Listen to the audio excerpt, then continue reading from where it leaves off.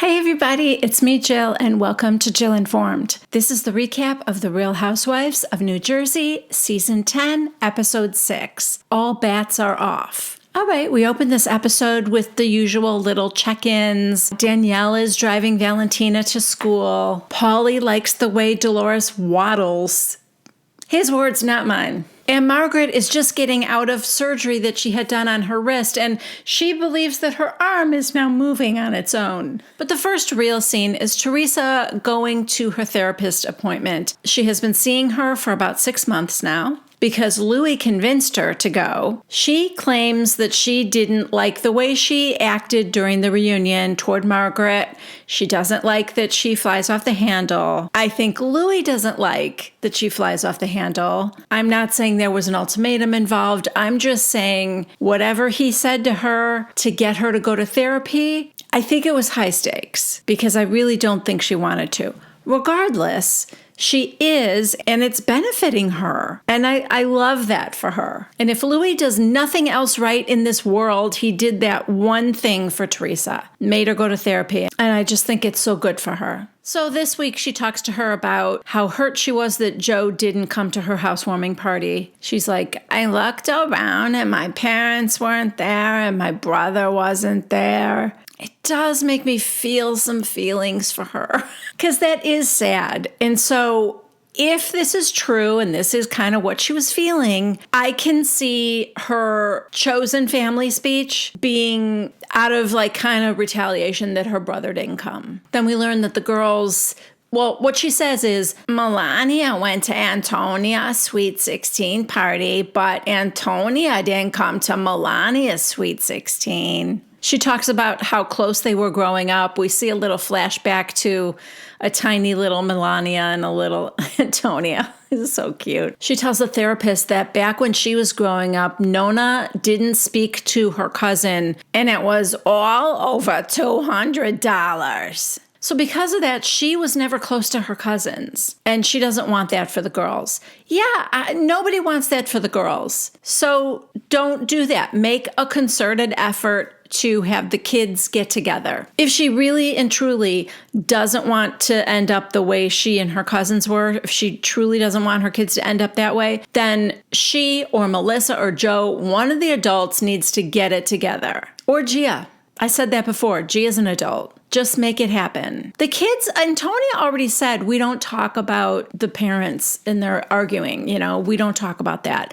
Okay, so the kids are already smarter than the adults. The kids should just continue to make an effort to see each other then. Or the older ones make the effort for the younger ones. Okay, well now I'm just annoyed. Now she tells her therapist that she's afraid of her brother's temper. He bangs on the tables and yells, and it scares me. Oh, really? Does it? Does that scare you when your brother does that? Should I show the montage that Bravo just gave us 5 minutes ago? Should I? I think I should.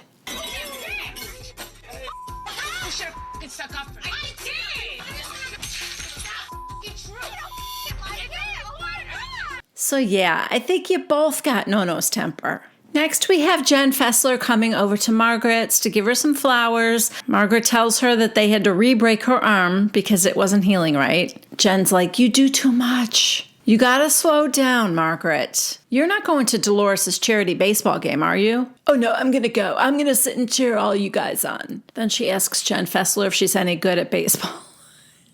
What do you think, Margaret? Jen's like, oh no, nobody needs to see me running.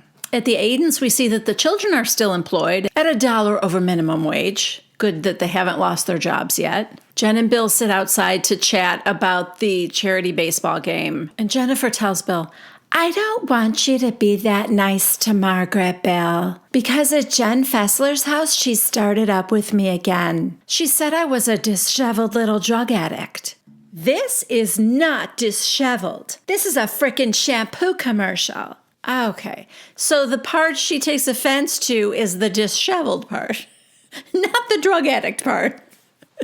In her confessional, she goes, at night I smoke marijuana after the kids go to bed. Last time I checked, it was legal. At Margaret's, of course, they're talking about Jen Fessler's brunch. And Margaret said, I wonder if Jennifer's mad at you for kicking her out. And Jen Fessler said, I know she's not. She already texted me. And then she's reading it. Sorry I raised my voice at your house, but your friend wouldn't stop poking at me.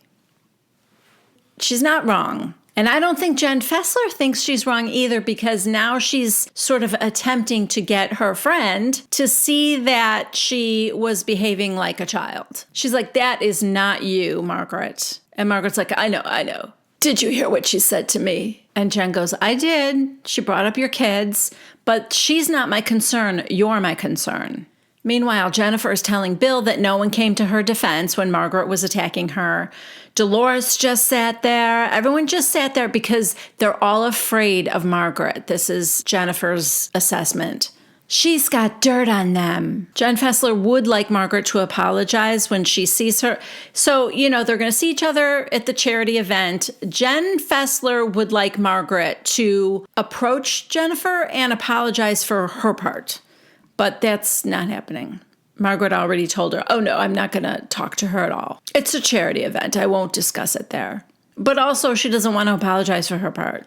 Okay, now we are at Paulie's house with Paulie and Dolores. And Dolores thanks him for picking her up in the shower. So I guess Dolores fell when she was taking a shower. Paulie, I really think what saved you was your ass.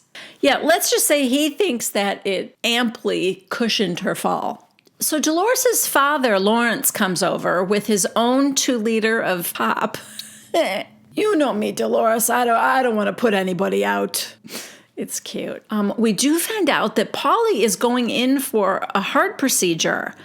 I don't know if he has a murmur or some arrhythmia thing or something. He doesn't quite say it. He says he's going to explain it, but then it's clear that Paulie doesn't really understand it himself, or he thinks Lawrence won't understand it. It's weird. He's like, yeah, my heart skips in and out of rhythm, and they're just going to check it out. The procedure has a 90% success rate. I don't know. It sounds to me like one of those things where they kind of shock your heart back into rhythm.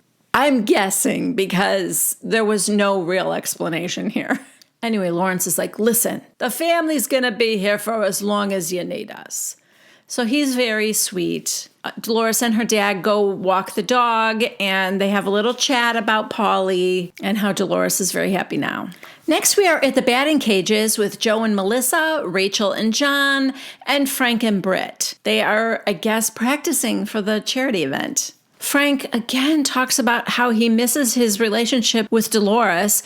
Britt doesn't care. She's like, at first it was like she might have been a little jealous, but now she realizes there's nothing there romantically. It's just, I don't know, I guess because they're a family and they have kids together, but it's a little close. I don't think if I were Britt, I would love it. I understand why Paulie doesn't. Melissa is trying to explain to him that, Paulie's not like David. He's there for her in a way that David wasn't. So she doesn't really need you, Frank. And you should probably take a step back. Now somebody brings up the whole thing about how Margaret thinks that Melissa could get a ball player. According to Melissa, it's like, she's just teasing me. And honestly, I think Melissa is probably right. This is what girlfriends do. She's having a hard time with Joe. Joe's a Neanderthal, by the way. Just in case you're thinking he's such a sweet guy, he's not. And so, yeah, when Melissa gets frustrated with that, I can understand a girlfriend saying, oh my God, you're gorgeous. You could do much better. That kind of a thing. It doesn't mean Margaret is actively trying to break up their marriage. As long as Melissa's happy, Margaret's happy with whoever she's with. I don't think it's like that. Do I think Margaret truly thinks she could do better than Joe Gorga? Yeah, we all do, right? Anyway, Rachel says, so you guys know that I went to Danielle's daughter's birthday party, and she said that, Jennifer and Teresa were there, and they were really trying to warn me about being friends with Margaret. Teresa specifically said it's better to have Margaret as a friend than an enemy. Melissa, I knew it. I know fake when I see it. And Teresa running to Margaret at my roller skating party was the fakest I've ever seen. She hates Margaret. I don't care what you say, or what you say. I don't care what Teresa says. I don't care what Louis says. I don't care what Louis' Buddha says. She can't stand Margaret, and she can't stand me, and she can't stand him. Pointing to Joe. And that's a fact, and that's why I'm not rolling with the whole f***ing fake parade. Wow. In her confessional, she goes even further. Melissa thinks that Louis got Teresa to make peace with Margaret because he was thinking, we need her to stop spreading the truth about us. I mean, maybe. Okay, now we are in Brooklyn, New York for the charity softball game. You guys, I love that Dolores does this. She is truly a very charitable person. She also does that some kind of work for a women's shelter, and I like Dolores a lot. So the sexy calendar is going to be sold at this baseball game because she is hoping to raise more money than she did last year when she raised $180,000. Yeah, she wants to raise even more. So, I don't know. Is she going to pay people to take that calendar? No, I know people will like it. It's bad. All right, so now everyone's kind of trickling into the locker room. And like it was last year, they all have jerseys with their last name on the back. Margaret, Frank and Britt, Jackie and Evan are there, Danielle and Nate. They're kind of the first ones there. And Danielle is talking to Margaret about her argument with Jennifer at Jen Fessler's house. And Margaret is saying what she's always said. Listen, I thought we were made up. Apparently we weren't. She keeps coming after me, talking to everybody behind my back about me. She's trying to make Melissa think that I want to break up her marriage. Melissa was upset. So yeah, I said to her, you look at you. You're gorgeous. You could get any ball player you want. Time out. I think this is hilarious that it's like such a good thing to get a ball player. I don't know. Is that like, do all women aspire to be with a professional ball player? That would not be the kind of guy I would want, but apparently in Jersey, that is the pinnacle. You're gorgeous. You could get any ball player you want. In Danielle's confessional, she goes, if somebody told me that, I would take it like, you don't think my marriage is special. Don't tell me that. Okay, she didn't just say it out of the blue. She said it when Melissa was complaining about her marriage. Yeah, of course, if Melissa wasn't complaining about her marriage, that would have been very out of line to say, I know you and Joe are very happy, but you could do better. You could get a ball player. Doesn't get any better than that. Okay, now Rachel and John and Jen Fessler, and not Jeff Fessler, but I think a younger Fessler, like Jen's son, I think, is there with her. Anyway, Danielle is still having her conversation with Margaret, and she says, well, I really like Jennifer, so it's hard to hear another side. And Margaret goes, you could like Jennifer. I don't mind, and Teresa and I are fine. Unless she's bitching about something new now, too. Ooh. Ouch. Who's going to tell her? That would be Danielle. She's like, they're my friends. So, they did just kind of tell me to, keep my mind open and kind of keep an eye on you. Jackie. Wait, Teresa saying keep an eye out for Margaret? Danielle. Yeah, that you're a better friend than an enemy. Yeah. Well, clearly Danielle has chosen sides. She definitely seems to be in the Teresa Jennifer camp. Danielle and Rachel are the new ladies, and they still seem pretty friendly with each other. But if you ask me, I think Rachel is kind of leaning toward Team Margaret and Melissa. And it's probably because she has that immediate type bond with Jen Fessler. And Jen Fessler is like this with Margaret. Even though Rachel says that she's, I'm a grown woman and I can think for myself. I mean, of course she's being influenced, They all are being influenced. It's hard not to be, Okay, now the Gorgas, including little Joey and Teresa, Louie, and the girls. Well, not all the girls. Melania and Gia, I think, are also arriving. Joe is now cutting the sleeves off of his jersey. Melissa, it's not too late to get a ball player if you're interested.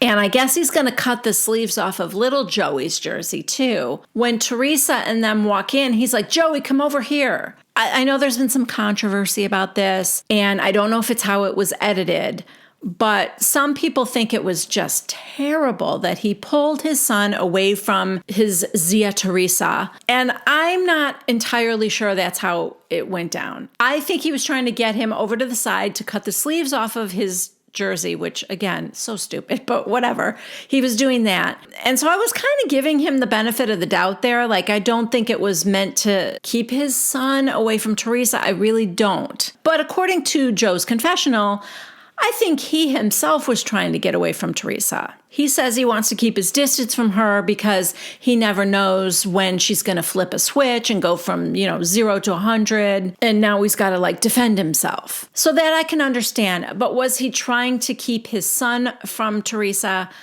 I don't think so. He was in the middle of doing something for him, and that's just kind of how it shook out. I'm just not sure it was anything more than that. Because a second later, Joey is over there by Teresa and the girls, and they're hugging and kissing. Melissa's over there too. She kisses Teresa, even though she knows she can't stand her. She's not wrong. They don't like each other, but they are castmates and they have to interact. So she kissed her. Whatever. Teresa does the same thing. Gives those phony kisses. They're all the same. You can't pick a side about that particular thing, I don't think. Anyway, they say hello to the girls too. And then before long, Joe Gorga comes over too. Kisses his sister, kisses Gia, and, he's talking to his nieces, and they're all laughing over the calendar now too. In Teresa's confessional, she said, "This is the Joe that I like." So even she is having a good time right now. All right, so the game starts. Again, it's these Bravo celebrities against the doctors and nurses of Maimonides. I can't say it. The name of the hospital that this is the charity for. Sorry. Anyway, other than, I would say Joe Gorga, probably some of the guys, Evan, Nate, Louie, they're pretty good ball players. The rest, not so good. Danielle is pretty decent. We get a little flashback to when she was a little girl and playing baseball and stuff. Oh my God. I know this picture doesn't do it justice, but little Danielle and Valentina, her daughter, could be twins. At one point, Rachel and Jennifer are talking, and Rachel said, "Oh, it was so cute when Olivia told me that she wanted to be a love therapist when she grows up." Jennifer looks rattled. And I'm feeling for her because clearly it's not something she ever heard her say before. And Jennifer's like, "Oh, she never said that before. She always wanted to be on stage." So I think it's hitting Jennifer hard. It makes me feel bad. Then at some point they're asking about Paulie. Where is Paulie? And Dolores tells them, "Oh, he's having heart surgery." And they're like, "What?" First of all, to not have Dolores say anything about it. And also, Dolores is there at the baseball game. So Melissa goes, "Oh, not serious though?" Dolores, "No, it's serious." They're all shocked and confused, and understandably so. And she doesn't really explain it any better than Paulie did. So I think people just don't know what's happening. Frank goes, "Oh, I thought he was avoiding me, Dolores." And Dolores says, "Oh no, Paulie was ready to come." Joe, Frank is sad. Things are different with you guys. It's hard on Frank. And Dolores goes, "It's a little transition, but that's all it is, Frank." Frank, "I miss our relationship, Dolores. You don't return my calls. I started crying the other day." Okay, that gets Melissa, even Dolores, I think, a little misty-eyed. I feel like everyone's about to start crying right now. We see a little more of the game, and now that the children, the next generation, are starting to play, Louis' son is there, and, Teresa's girls, and when some of the other, even Jen Fessler's son, when they start getting up to bat, their team starts doing a little bit better. Teresa's like, Joey, come here. Did you lighten your hair?" And he's like, no, he's 11. She's like, oh, and like with the girls, like the sun. Yeah, the sun lightens his hair or whatever. He's got I'm assuming temporary. God, I hope it's not permanent. He's only 11, like I said. Tattoo on his wrist, I heart hot moms.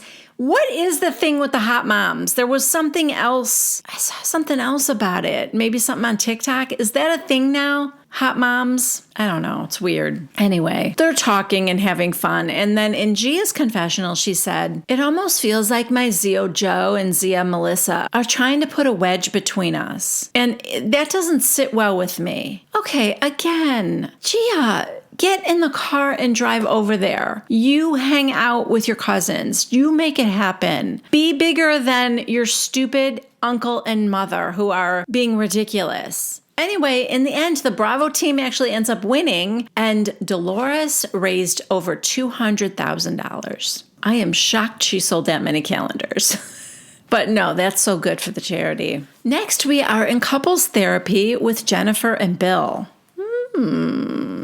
It's their first time there, and so while they're sitting there filling out paperwork, Jennifer tells us that Bill was very against going to therapy. Yeah, it is one of the few things that the vampire community and the bro community have in common. But anyway, after hearing about what Olivia wants to be when she grows up, that made him rethink it and decide to go. So they sit down to talk with Judy, and I don't know if she is the recommendation from Jen Fessler or not, but she is this older Jewish lady. I don't know that she's Jewish, but I just know she's Jewish. It's like the Jewish half of me can just tell. She's very like Brooklyn, New York-y kind of. And she doesn't say much, but what she does, I like. This is like the whole vibe I get from Judy. So anyway, Jennifer starts at the beginning. 11 years ago, Bill cheated on me, and I never spoke a word about it to anyone. And then recently, this woman, Margaret, exposed it. So Bill told our oldest son, and I told Gabriella, our oldest daughter. But Olivia found out about it from TikTok. I don't know the answer. I don't know how. I think it's almost impossible to keep your children off of social media of any kind. So to avoid stuff like this, I don't know what the answer is other than do not go on a reality TV show. I don't think it's good for the kids. You know what? We are going to have a whole new generation of adults who grew up on reality TV as children. You know, like Gia, for example. All these people in their 20s. And I'm just very curious what kind of people they're going to be like in society, you know? Because it's a very unique situation growing up on television. It's different than like child actors too, because that's not the real life that's on TV. This is a whole new ballgame, and we're getting, to the point where this has been around. Reality TV has been around for 20 some years, and it's just intriguing to me. Okay, anyway, Jennifer says that Olivia saw it on TikTok, and then she said, "Mommy, do all men cheat?" Which is very heartbreaking, but also, why do I not, I don't 100% believe that Olivia said that. Maybe she did. She's so precocious, and yeah, you know what? I'm thinking it through in my head. Maybe she did. So she asks, "Mommy, do all men cheat?" And Jennifer's reply is, what? A shrug? The answer is no, not all men cheat. And Olivia should be taught that that isn't something she needs to expect or put up with, because that is not inevitable. And that all of our daughters should be taught that they should have every reasonable expectation to be loved and respected in the same way that they love and respect. It is reciprocal. It is possible. And it shouldn't be this elusive thing that, oh, wow, you're lucky you got a guy. No. That is such an old school way of thinking. And also, I will say this, boys today are being raised by women who know better and are teaching better. She says, but I'm okay, we're okay. That I get. Definitely make her feel safe and secure. yes, we're okay. The family's okay now. That part's good. I just don't like that she kind of shrugged like, I don't know. Maybe all men do cheat. Don't tell your young girls that. Make her feel safe. That's priority one, but also build her self-esteem. Then she tells the therapist that Olivia said she wanted to be a love therapist. And now, whenever she sees Bill and Jennifer fighting, she's like, kiss, kiss. And Judy said, because she wants the security of knowing that everything's okay. Then Judy says, Bill, as a father, how do you feel about this infidelity becoming public? Bill, well, my relationship with the children, in their eyes, Mom is the perfect person. She doesn't push them. She's only there for them to have a good time. She pays them $1 over minimum wage to do chores. Jennifer's like, I'm supportive. But Bill's like, and then there's Dad who's hard on us and pushes us. And now the infidelity, now I feel like I can't discipline them the way I want. And some of the kids need micromanagement to achieve the best that they can. Jennifer is getting pretty heated. She's like, Judy, we're outnumbered. We're 5 kids to 1 participating parent. Judy, Bill, you don't participate? Jen answers that. He puts it all on my shoulders. I feel like I'm his employee, and he's coming in saying, I don't like the job you did. Bill says his job is just 24/7 stress. Jennifer says, yeah, and you come home from work, and then you go right to the pool house for 3 hours. While I'm giving the kids dinner. Dinner is already done by the time you come into the house. Judy, Bill is very silent. Jennifer, yes, when we went through the infidelity, Bill was silent. When I said I would forgive him, Bill was silent. This is our life, Judy. I'm getting pretty fed up. So Judy suggests, shocker, more therapy. I don't disagree. And she tells Bill that she's hearing that Jennifer doesn't feel appreciated enough and also feels lonely. Bill's like, I understand. I can see that. So they both agree that more therapy is the right course of action. And that is the end of this episode.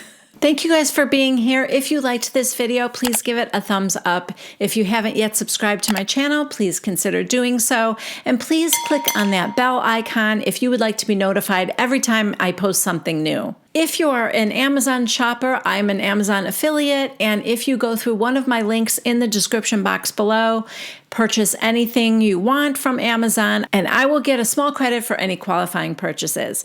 Thank you guys. I love you, and I will see you next week. Bye.